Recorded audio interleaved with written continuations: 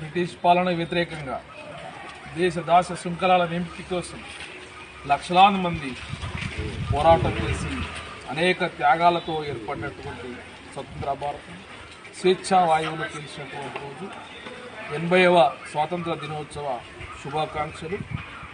ఆనాడు బ్రిటిష్ పాలనకు వ్యతిరేకంగా పెద్ద ఎత్తున విరోచితమైనటువంటి పోరాటాలు కొనసాగిన కాలం, క్విట్ ఇండియా స్ఫూర్తితో, బాపూజీ ఉద్యమ స్ఫూర్తితో, బాపూజీ పిలుపుతో అనేక మంది మహిళలు కూడా ఆ క్విట్ ఇండియా పోరాటంలో పాల్గొని జైళ్లలో మగ్గినటువంటి పరిస్థితి కూడా మనకు తెలుసు.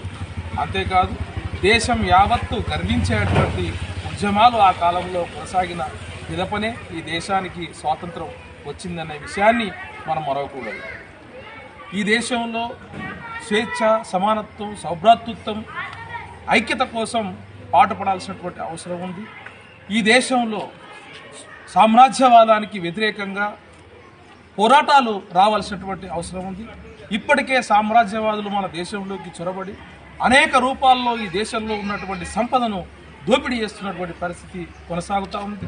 ఆ సామ్రాజ్యవాదానికి వ్యతిరేకంగా పెద్ద ఎత్తున దేశ ప్రజలు ఐక్యతతో పోరాటాలు కొనసాగించాల్సినటువంటి అవసరం కూడా ఉందని చెప్పేసి, అట్లాగే భారత రాజ్యాంగాన్ని కాపాడుకోవాల్సినటువంటి అవసరం ఉంది.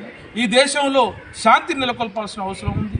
అట్లాగే ఐక్యతను కూడా ముందుకు తీసుకెళ్లాల్సినటువంటి అవసరం ఉంది.